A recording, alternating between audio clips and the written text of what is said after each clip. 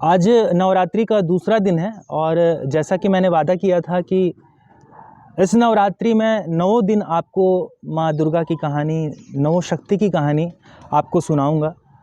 तो उसी क्रम में आज दूसरे दिन माता ब्रह्मचारिणी की पूजा होती है। कल पहले दिन शैलपुत्री की पूजन की जाती है। कल मैंने शैलपुत्री की कहानी सुनाई थी। ब्रह्मचारिणी की कहानी, ब्रह्मचारिणी जैसा कि इनका नाम है, ब्रह्मचार्य और तपस्या, एक तपस्वी का रूप है इनका। हाथ में कमंडल है, कमल का पुष्प है, कमल ही आसन है। माता ब्रह्मचारिणी की कहानी भी पार्वती यानी भगवान शंकर की अर्धांगिनी से आई हुई है, वहीं से इसकी उत्पत्ति है। दरअसल जब स्वर्गलोक में तारकासुर ने उत्पात मचा रखा था तो सभी देवी देवताओं ने एक बैठक की, मीटिंग किया और इस दौरान इन्होंने एक निष्कर्ष निकाला कि भगवान भोलेनाथ का विवाह कराया जाए और उनकी पत्नी और उनसे जिस भी संतान की उत्पत्ति हो वो तारकासुर का वध करेगा।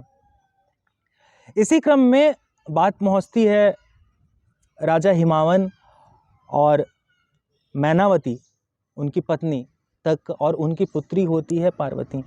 ये बात, इसका जिक्र हमने कल भी किया था शैलपुत्री की कथा में। तो इस क्रम में माता पार्वती ने तपस्या किया और ये तपस्या कहते हैं कि हजारों वर्षों तक चला और इस दौरान कई सारी बाधाएं आई। अलग अलग कहानियां हैं, अलग अलग मान्यताएं हैं। तो जितनी भी कथाएं हैं उनको पढ़ने के बाद जो सार निकल के आया है वो मैं आपसे साझा करूंगा। और हर एक कथा का जो हिस्सा है, कई कथाओं में ऐसा वर्णन है कि माता ने इस दौरान बहुत ही कठोर तपस्या की और फल फूल का सेवन किया। इतना ही नहीं, माता ने धूल बालू इसका भी ग्रहण किया। बेलपत्र जो शिव को चढ़ाया जाता है, बेलपत्र तक खाएं।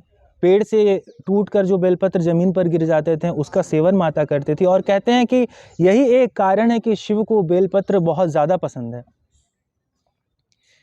एक कहानी ये कहती है कि जब सारे देवता गण परेशान थे तो जैसे हमारे मन में इच्छा होती है कि हम किसी भी काम को जल्दी करें, हमारी कोई भी मनोकामना जल्द पूर्ण, तो इंद्र ने एक योजना तैयार किया। इसके तहत उन्होंने जो उनके आसपास, माता पार्वती के आसपास में अग्निदेव को प्रकट होने को कहा और कहा कि आप जाइए वहाँ, थोड़ा और तप बढ़ाइए ताकि उनकी तपस्या जल्द से जल्द पूरी हो।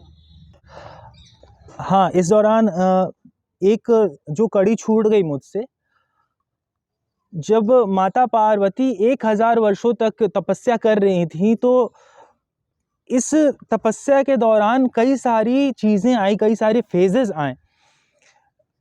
जैसे कि अग्नि तपस्या, एक पैर पर खड़े होकर के इन्होंने तपस्या किया, जल का त्याग करके तपस्या किया, अन्य इत्यादि चीज़ों को त्याग करके जो तपस्या की जाती है। तो कई फेजेस में, कई कड़ियों में माता पार्वती की तपस्या चली। तो एक दौर ऐसा आया जब माता पार्वती अग्नि तपस्या कर रही थी, तब इंद्रदेव अग्निदेव के पास आते हैं, कहते हैं कि आप अपने ताप को बढ़ाइए ताकि जो ये अवधि है ये जल्द से जल्द पूरी हो जाए और तपस्या पूरी हो, शिव प्रसन्न हो, शिव प्रकट हो और माता पार्वती को अपने अर्धांगिनी के रूप में स्वीकार करें और उनसे एक पुत्र की उत्पत्ति हो जिनका नाम कार्तिक रखा गया और जल्द से जल्द तारकासुर का वध हो।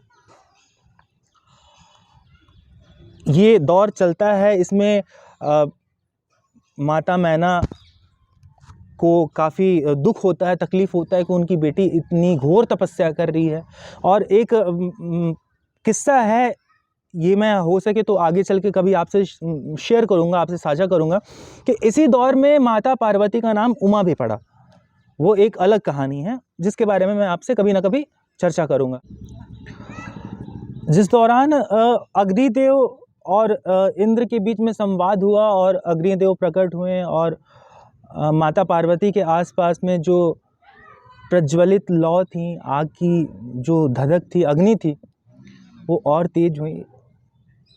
लेकिन यहाँ पर कहीं ना कहीं इंद्र और अग्निदेव की जो रणनीति थी, यह थोड़ी सी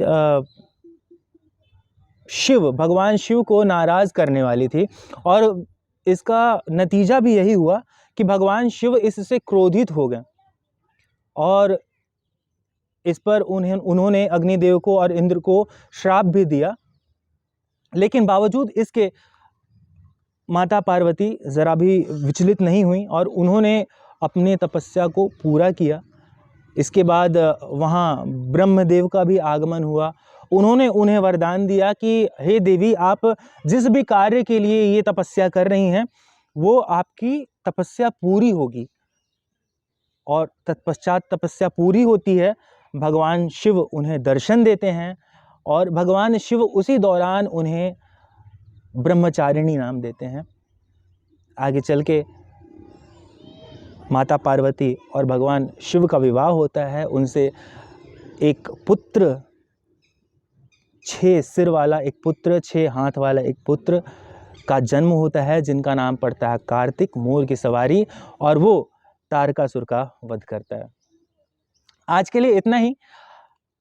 कल की कथा सुनने के लिए आप मुझसे जुड़ें।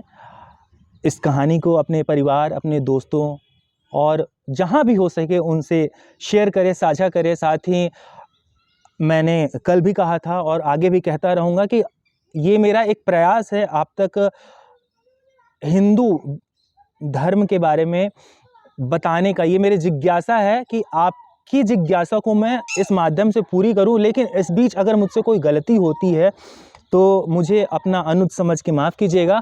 और आपके पास अगर कोई जानकारी है इस विषय में या फिर हिंदू धर्म के बारे में, देवी देवताओं के बारे में किसी भी तरीके की कहानी है, किस्से हैं और कुछ चीज़ें मुझसे जो छूट रही हैं, तो वो आप मुझसे साझा करें। इसके लिए मैं आपका आभारी रहूँगा। नमस्कार।